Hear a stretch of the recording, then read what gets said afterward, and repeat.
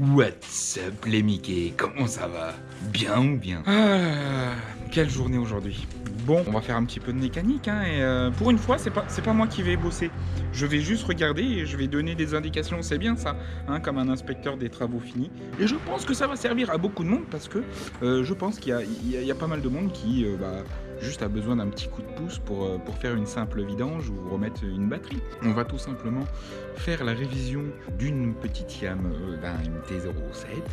Et puis on va aussi remettre la batterie parce que elle démarrait plus, parce que la batterie était vide. Donc c'est dommage. Ouais, au fait, quand ta moto elle fait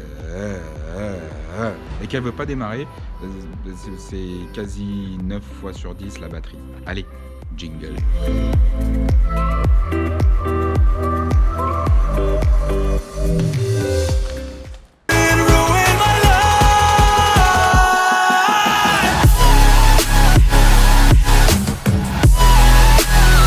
Et du coup, commençons par le commencement. Comme je te disais, je ne vais pas toucher la moto car c'est pas ma moto. Alors c'est au propriétaire de le faire. Alors du coup, chose importante, on va d'abord remettre la batterie. Hein, comme tu peux voir, il y a rien, donc il risque pas de démarrer. Et d'abord, avant de faire quoi que ce soit, on va mettre la moto droite, hein, parce que ça nous servira et que c'est toujours mieux. Donc si tu as ça là, ça c'est très utile, ça, et avec ça, donc ça va se prendre juste ici dessous, et ça va soulever la moto, et ta moto elle sera droite, ça va être nickel. Alors normalement on peut le faire tout seul, donc je vais te montrer les deux façons.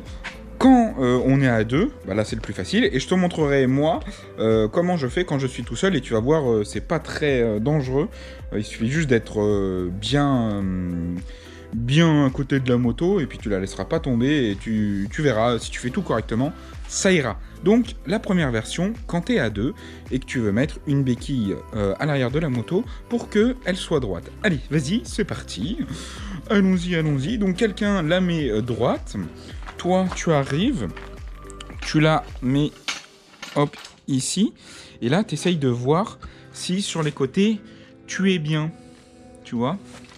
Sur les côtés, tu es bien. Alors, hop, là, on n'est pas ouf, et là, tu vois que on n'est pas ouf non plus. Donc là, tu fais un petit réglage. Du coup, tu essayes de caler ça ici, et après, on va soulever. Maintenant, je vais te montrer comment moi, je fais tout seul. Donc, du coup... Là, tu mets tes deux trucs, tes deux tampons, écartés au max. Tu viens mettre à l'intérieur, comme ça. Hop. Tac. Tu mets d'abord un côté. Donc, mettons... Hop. Ce côté-là. Tu vois que là, je suis pas mal en dessous. Maintenant, on vient de l'autre côté. Tu vois que ici, hop... je suis déjà bon, d'accord? Et là, forcément, la moto, vu qu'elle est comme ça, ici, ça touche, mais de l'autre côté, ça touche pas. Mais ça, c'est pas grave. Allez. Prends de loin. Donc, du coup, soit tu relèves la moto avec ça. Normalement, si tu forces ici, tu vas voir, ça va relever la moto, tu vois? Là, ça la bouge. Hop, et elle va venir s'appuyer sur les deux. Donc soit tu fais ça, soit tu le fais d'une main ici et tu tiens la moto pour la mettre un peu droite. Les tampons ils touchent bien des deux côtés, tu fais attention et là, t'as plus qu'à baisser. Et tu vois, j'ai pas forcé, il n'y a pas besoin d'avoir une force monstrueuse pour baisser, pour tenir la moto d'une main et pour baisser de l'autre. Au pire, t'as ton genou, t'as ton pied, tu fais ce que tu veux. Ah oui, et toujours que ça soit plat, hein, parce que là tu vois... tout à l'heure, je l'avais mise un peu dessus, là, sur la terre, et vu que c'est pas droit, la béquille, elle est pas droite, et du coup, c'est un peu en biais, et ça te met la moto comme une merde. Donc, si tu dois mettre une béquille de stand comme ça, c'est toujours sur un revêtement plat, parce que sinon, ta moto va être bancale, et ça peut forcer d'un côté de la béquille, et du coup, la casser, faire tomber la moto. Enfin, t'as compris, c'est la merde. Assure-toi juste que là, ça soit bien droit et il n'y aura pas de souci. Donc, maintenant, première étape, on a dit, on remet la batterie. Et donc, là, c'est le compartiment à batterie. Là, c'est le rouge. Là, c'est le noir. Tu vois qu'il y a plusieurs autres câbles rouges et noirs. Ça, c'est pour la prise USB. Hein, quand tu as des accessoires ou des poignées chauffantes ou ce que tu veux. Donc, je vais te montrer. Tu vois, quand tu as ici Je sais pas si on voit bien ici, ça, si j'enlève le capuchon. Alors, comment je vais l'enlever? Voilà. Tu vois que c'est une prise USB. Et si tu as des poignées chauffantes, c'est pareil. Et donc, ça a besoin de jus. Le jus, tu le prends où? Tu le prends forcément à la batterie. Donc, les noirs vont avec les noirs et les rouges vont avec les rouges. Et je vais te donner un petit truc pour pouvoir débrancher ou rebrancher une batterie. Le truc important à savoir, c'est que le rouge égale danger, le noir égale sécurité. D'accord? Ça, c'est le noir aussi. Donc, si le noir, c'est sécurité, et si le rouge, c'est danger, quand la batterie, elle est branchée, eh bien, tu débranches d'abord le danger, donc le rouge, et comme le danger, il est déjà débranché, après, tu peux enlever la sécurité, donc le noir. Par contre, quand tu veux remettre une batterie, tu remets d'abord, tu visses en premier la sécurité, donc le noir, et ensuite, vu que tu as tout mis en sécurité, tu mets et tu branches le rouge là où il y a le jus. Et là, il n'y aura aucun souci. Alors comme tu peux voir sur les petites motos comme ça, et surtout les petites motos qui sont faites un peu pour les jeunes permis et pour monsieur et tout le monde, et qui sont pas chères, là regarde, ça bloque, donc tu vas tout niquer. Les compartiments à batterie sont très serrés, et genre c'est vraiment pile poil la taille de la batterie, et il faut faire super gaffe. Donc il faut juste prendre un petit peu sa patience en main et faire ça tout doucement. Là. Et elle est en place. Ah ouais, donc là, quand il y a besoin des deux mains, t'es pas en face. Tu sais, ça visse là. Ouais. Je visse pas trop. Il faut bien serrer, mais serrer normal, pas comme un bœuf. Une fois que c'est serré, c'est serré. Parce que souvent, hein, comme on peut le voir ici, il faudrait que je fasse la mise au point, mais elle veut pas. En gros, souvent, tu élargis l'empreinte là, et après, c'est un peu la merde. Donc, une fois que ça c'est serré correctement, et ben on passe au danger. Maintenant que tu as mis ta sécurité, tu peux brancher le rouge grave que ça soit comme ça. ensemble. Non, ce n'est pas grave, il faut que ça soit dans le sens des fils. Vous voyez que là, le fil ici, il vient de par là. Donc, forcément, il passe par-dessus la batterie et il vient là. Mais on va pas... S'il est assez long, si vous voulez, vous pouvez le faire venir ici et revenir là. Mais voilà, quand il n'y a pas assez de mou, et il passe comme ça, il n'y a pas de souci. Donc là, on remet tous les rouges ensemble. Mais ta vis déjà à l'intérieur du trou, parce que là, ça sert à rien de la tenir. Mets la vis à l'intérieur du trou, voilà. Et maintenant, tu vas... Alors là, c'est la merde sur celle-là, parce que tu es obligé de visser en biais. Parce que ici, ici, il y a le carénage. Et donc, c'est un petit peu la merde. On va mettre le support pour la petite selle. Hop là, attention.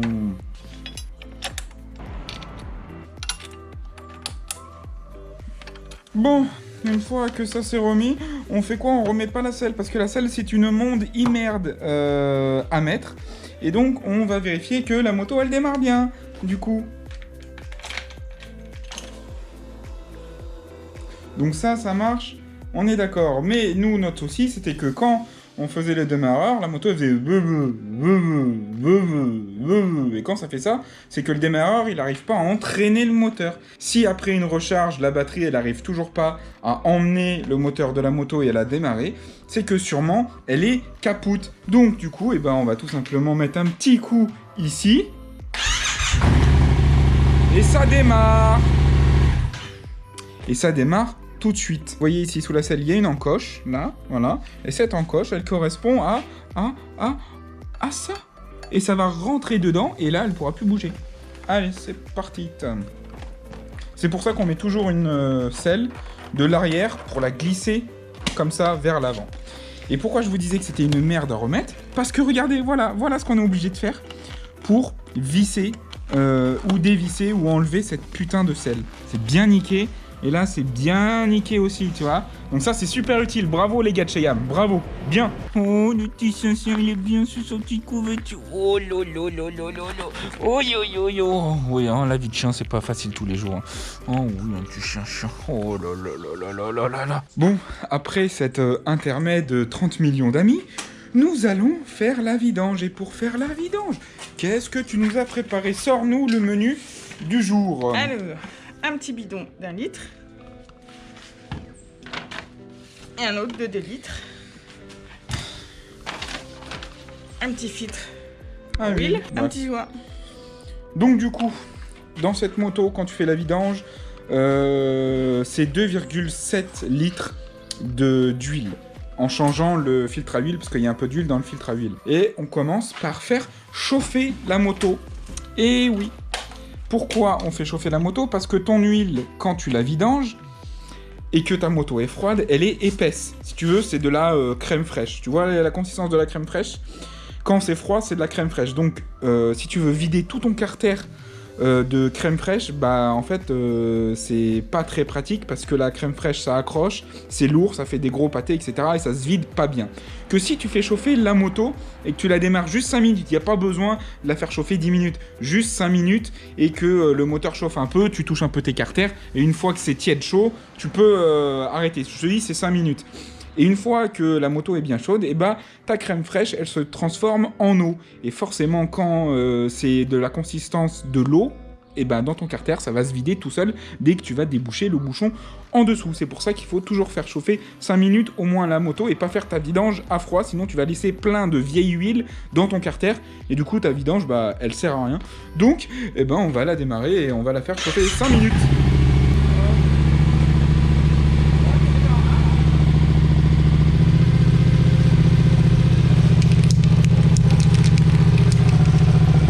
Ça arrête pas.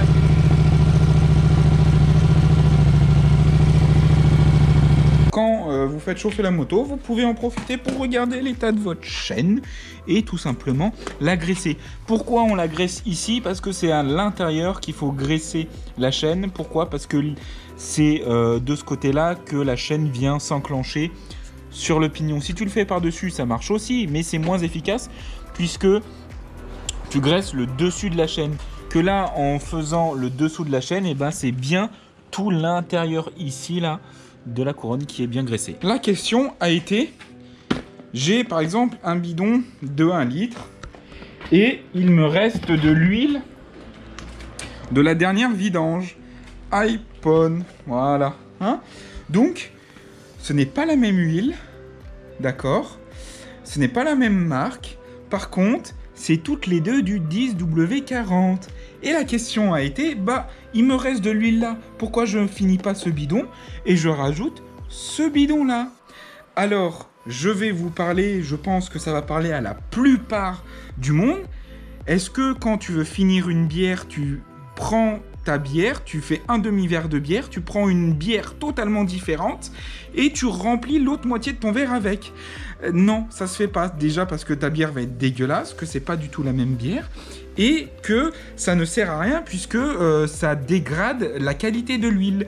Quand tu veux remettre de l'huile, il faut pas mélanger deux huiles différentes. C'est toutes les deux de la 10W40, sauf que c'est deux marques différentes. Et donc, les additifs et toute la chimie à l'intérieur de l'huile est différente sur ces deux modèles-là. Et donc, il faut absolument respecter la même huile. C'est que là, si tu as un bidon de 5 litres de iPhone 10.4 en 10W40, tu reprends le même bidon, le 10.4 10W40, en 2 litres, 3 litres, ce que tu veux. Mais la même huile. Et là, idem pour ici. Donc, pour faire la vidange, le mieux, moi, c'est ce que j'ai acheté. Ça te coûte 15 ou 19 balles. C'est un bidon de 10 litres et c'est magique. Tu vois, ici, il y a un récupérateur. Tu fous ça sous la moto. T'ouvres le bouchon ici. T'ouvres le bouchon ici pour faire appel d'air. Sinon, si tu ne débouches pas celui-là et que tu débouches que celui-là, l'huile, elle va pas rentrer à l'intérieur vu que bah, y a pas d'air, il n'y a pas d'appel d'air. Donc, t'ouvres ça, l'huile, elle coule à l'intérieur ici. Et après, toute ton huile, elle est dans ce bidon. Et après, quand tu veux vider ce bidon, tu prends un autre bidon vide et tu remplis ce bidon avec ta vieille huile. Et là, une fois que tu as la vieille huile, et ben, tu ramènes ça à la déchetterie. S'il vous plaît, les gars, l'huile, ça va dans la déchetterie et pas autre part. Ça va pas dans la poubelle, ça va pas, je sais pas où, derrière les fagots ou dans la nature. Ça va à la déchetterie. Donc, jetez ça dans la déchetterie. Ça, on le met correctement sous la moto. Donc on débouche le gros bouchon, donc c'est là où l'huile, elle va aller. Non, pourquoi? Alors voilà, elle allait faire une... Alors, voilà ce que je vais vous dire, encore une connerie. Au lieu de mettre le bouchon comme ça, elle prend et elle le met comme ça. Le meilleur moyen pour mettre de la poussière, de la merde dans les pattes vis, là, ici, et ou de niquer le joint en plastique, et après ça fait plus étanchéité. Et du coup, quand vous vous trimballez avec le bidon d'huile, plein d'huile, et que vous le transportez comme ça à la verticale, et ben ça va fuir par le bouchon, et vous en aurez partout. Hein. Donc surtout, les bouchons comme ça, avec où ça craint un petit peu avec des joints, etc., on les pose sur... Voilà, c'est bien. Sur une matière, sur un support propre, pas sale et à l'envers pour pas niquer les joints, etc. Et on évite de le mettre dans le plein de passage pour pas shooter dedans. Dévisse-moi ça.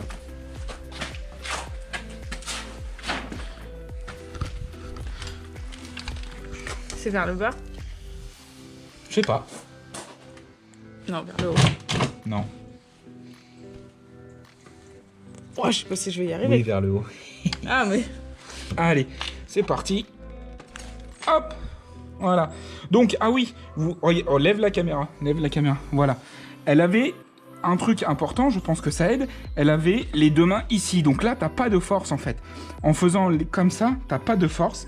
Mais par contre, en prenant une main la clé et une main contre la moto, eh bien, tu repousses la moto avec cette main-là. Et avec la main droite, hop, tu soulèves pour pouvoir forcer mieux. Et tu verras que la force, elle est mieux répartie. Et que c'est plus facile de dévisser les gros bouchons, les gros boulons. Là, il est plus serré. Et bien, vous continuez à la main. À la main, voilà. Attention, parce que quand vous venez de faire chauffer la moto, ça peut être un peu chaud. Donc, il faut dévisser. Et quand vous sentez que vous êtes au bout du pas de vis, de la vis, et que l'huile elle est prête à sortir, il faut bien penser à enlever la main, sinon vous risquez d'avoir un petit peu chaud avec l'huile. Voilà. Faites au minimum une vidange par an. Même si vous roulez pas, etc., l'huile elle s'abîme avec l'humidité, le temps, etc. Donc il faut toujours au minimum vidanger sa moto une fois par an. Hein. C'est pas pour le prix d'un bidon de 30 balles et juste pour un petit filtre à huile qui va vous coûter aussi 10 balles. Donc vous allez avoir une petite vidange pour 40 balles tous les ans. C'est quand même pas la mer à boire pour un moteur en bonne santé et avoir une moto qui va rouler des milliers de kilomètres. Ça tombe des petites gouttes et il est temps de dévisser le petit filtre à huile qui est ici. Donc soit vous avez une clé spéciale et donc qui fait c'est une espèce de grosse clé avec un ruban qui vient se prendre autour et vous pouvez dévisser comme une clé normale. Soit normalement vous pouvez, s'ils sont bien mis correctement, parce que ça c'est vissé normalement juste à la force de la main et pas trop fort, vous pouvez aussi le dévisser à la main en prenant bien le filtre entre les deux mains et en forçant pour le dévisser. Allez. Faut forcer avec les... Oui, non, ça tourne. Voilà. Non, ça tourne. Vous voyez, à une main, et il n'y a pas besoin que ça soit très serré. Vous voyez, il y a de l'huile qui sort. Donc c'est pour ça qu'il faut toujours garder le bidon juste en dessous. Parce qu'il y a de l'huile dans ce filtre à huile. Voilà. Et on prend bien le temps de vider. Et vous voyez là, c'est une fille qui l'a fait à une seule main. Donc tout le monde peut faire sa vidange. Si c'est fait correctement, si la personne avant elle n'a pas forcé comme un bœuf, il n'y a aucune raison que vous n'y arrivez pas. J'ai la question qui vient de m'arriver il n'y a même pas 30 secondes hors caméra, c'était, là on a fait la vidange, donc, vous voyez ici, là, c'est encore ouvert, ça coule un peu dedans, etc. Et donc la question a été, là il me reste de l'huile que j'ai pas utilisée et que je peux pas utiliser parce que j'ai pas assez pour faire ma vidange en entier. Et du coup la question c'est, tiens là j'ai de l'huile pas utilisée et quasi neuve, pourquoi je la mettrais pas dans le moteur juste pour rincer, c'est-à-dire que elle laisse ouvert tout ce qui a tous le filtre à huile, etc. et le carter avec le boulon, elle laisse tout ouvert et elle mettrait cette huile là dans la moto juste pour rincer. Alors, comment vous dire? C'est pas de la vaisselle, donc on ne rince pas un moteur qu'on vient de vidanger avec une huile juste pour la faire passer dans le moteur et pour espérer vider la vieille huile avec de la nouvelle huile. Enfin, non, donc, s'il vous plaît, ne faites pas ça. Sur le bord de l'emplacement du filtre à huile, on va venir essuyer un petit peu. On va essayer de mettre juste un petit doigt, hein, vous voulez pas un whisky d'abord? À l'intérieur, juste pour enlever s'il y a un petit peu de limaille ou un truc comme ça. Ici, là, dans le trou? Non, pas dans le trou, en dessous, là. Ouais, là, voilà. Non, plus en bas, parce que c'est s'il y a des impuretés, etc., c'est juste histoire d'eux. Voilà, si c'est propre, c'est propre. Hop, c'est bon, pas besoin de plus. Et là, du coup, on va remettre le bouchon, le boulon d'huile. Vous voyez qu'il y a un vieux joint dessus. Et celui-là, il faut le changer à chaque vidange. Parce que c'est lui qui fait l'étanchéité entre le boulon et puis votre carter de moteur. Et donc, si il est vieux et usé, bah, il va plus faire étanchéité et vous allez perdre de l'huile sur la route. Et c'est super dangereux pour vous parce que là, c'est pile à la roue avant. Donc, si vous perdez de l'huile, eh ben, c'est la roue arrière qui prend et vous allez tomber hyper facilement. En plus du risque que vous faites prendre aux autres usagers de la route. Donc, on nettoie bien sûr là le boulon, on l'a essuyé et on va remettre le nouveau joint tout neuf. Voilà, on revisse tout à la main. Il est là, donc là il y a un petit filtre qu'on enlève, enfin un petit film. Et là, ce joint là, alors là vous voyez il est déjà graissé. Normalement, ouais, il est déjà graissé, je sais pas si on voit bien, etc. Mais ce joint est déjà graissé. Sur beaucoup de filtres à huile, le joint il est sec. Et en fait, monter un joint sec sur le carter moteur comme ça directement, et ben ça peut abîmer le joint et ça peut mal faire l'étanchéité justement si le joint il n'est pas humide, s'il n'est pas mouillé. Donc là il y a de la graisse, il n'y a pas besoin, ça va bien épouser les formes donc du carter et ça va bien faire étanchéité. Par contre, si vous voyez que le joint il est sec, il est normal, il n'y a pas de graisse dessus, vous prenez un petit peu soit de vieille huile, soit le mieux c'est de prolonger son doigt dans la nouvelle huile, dans le pot, dans le bidon de la nouvelle huile, et hop, de faire le tour comme ça du joint pour humidifier le joint, pour mettre un peu d'huile et justement pour que ça fasse après bien étanchéité quand on le met sur le moteur. Donc là c'est parti. Alors, on a juste à le visser à la main. Donc on essuie un petit coup, voilà. Très bien.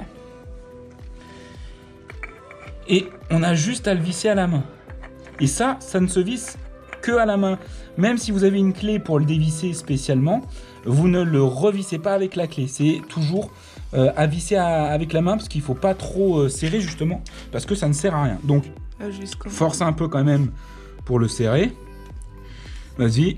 Jusqu'à ce que tu puisses, toi, plus vraiment, moi, c'est bon, sans forcer beaucoup, voilà. Donc là, il n'y a pas besoin de forcer plus, vous voyez, une main, et c'est bon. Et là, par contre, on va reprendre la clé, et alors, le mieux, c'est de serrer avec une clé dynamo, avec le bon couple de serrage, mais là, on peut serrer à la main, ça reste assez solide. Vous pouvez y aller, mais par contre, voilà, pas forcer comme des bœufs, il faut serrer normal. Puis une fois que vous voyez qu'il faut vraiment forcer comme un bœuf pour continuer à serrer, bah ça sert à rien. Bon, c'est une fois que c'est serré, hein, ça va pas s'en aller. Le bouchon et on va commencer à remplir. Tac. Avec la nouvelle huile. Donc on sait qu'il nous faut 2,7 minimum. Donc là, il n'y a que 2 litres, donc on peut mettre le bidon en entier sans avoir à se poser de questions. Un entonnoir, prenez un entonnoir, mais normalement avec le bec verseur, comme ça c'est hyper pratique et il n'y a pas besoin de plus. Donc là on vient de mettre déjà le bidon de 2 litres et vous voyez que ici, quand vous avez un hublot pour regarder, et ben on voit que là c'est le trait du bas et là c'est le trait du haut. Donc on voit bien qu'on est bien au milieu. Et là on pourrait penser que bah c'est bon en fait, j'ai pas besoin de mettre, j'ai mis que 2 litres, j'ai pas besoin de mettre plus comme le constructeur dit. Là on a mis que 2 litres, le constructeur il dit 2,7 quand on enlève le filtre à huile. Parce que bah voilà, mon niveau il est bien, je suis juste un petit peu en dessous de la marque du max du carter d'huile. Sauf que vous allez voir que on va faire juste démarrer là 5 minutes, même pas, enfin 30 secondes la moto, pour que l'huile, elle aille partout dans le moteur. Parce que là, elle est juste dans le bas et elle ne s'est pas répandue un peu dans tout le carter moteur et aussi à l'intérieur du filtre à huile. Parce que là, le filtre à huile, eh ben, il est vide. Et vous allez voir qu'en faisant tourner le moteur, bah, l'huile, elle va aller un peu partout, se mettre un peu partout dans le moteur et que le niveau, là, il va baisser et donc, il va falloir re-remplir après. Donc, c'est parti. Là, on va juste prendre le temps de refermer quand même pour pas mettre de merde dans le carter. On va refermer le bouchon. Tiens, voilà, pas besoin de forcer comme un bœuf, ok. On va démarrer et je vais vous filmer.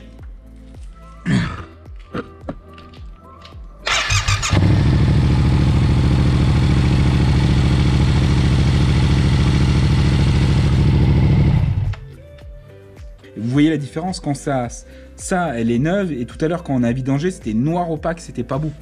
Vous voyez que ici le hublot il est bien rempli, plein d'huile, et qu'on est juste un petit peu au-dessus du marqueur du max de l'huile.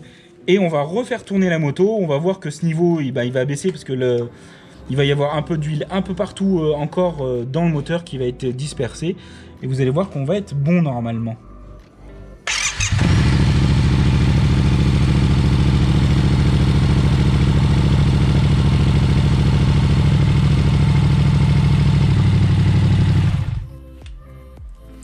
Hop là, et vous voyez que maintenant, quand on arrête le moteur, hop, l'huile, elle remonte dans le vase. Et vous voyez par le hublot que, hop, et vous voyez, regardez, on est juste en dessous de la marque. Tout à l'heure, on était un peu plus en haut, c'était quasiment plein, on était un poil au-dessus de la marque du haut. Et là, vous voyez, juste d'avoir refait tourner le moteur, et ben là, on est juste en dessous de la marque du max de l'huile du carter moteur. Donc, c'est que le niveau... il est bon. S'il y a trop d'huile dans le carter, et ben les pièces qui tournent à l'intérieur du moteur, elles vont avoir besoin de plus forcer, et donc du coup ça va utiliser ça va user plus ton moteur, et à force, si tu veux, dans le temps, ça peut plus l'user et casser aussi ton moteur. Donc voilà, trop d'huile c'est pas bon, et pas assez, bah c'est pas bon non plus. C'était la première vidange de madame, vous avez vu, ça va nous prendre, en vrai ça nous a pris quoi? Allez, 1 heure. C'est hyper simple et tout le monde peut le faire, j'ai vraiment rien touché, j'ai juste donné des indications, et vous voyez que tout le monde peut faire une vidange. Ah ouais, j'avais oublié, si vous voulez aussi vous abonner à la chaîne Homebone, n'hésitez pas, hein, ça me fera plaisir, hein. Petit bouton rouge là, abonnez-vous, allez voir mon compte Frenchy Guy sur Instagram. Allez, on se retrouve dans une prochaine vidéo, et d'ici là, n'oubliez pas de rester des grands enfants parce qu'il est jamais trop tard pour s'amuser. Allez, ciao ciao, bisous, see you.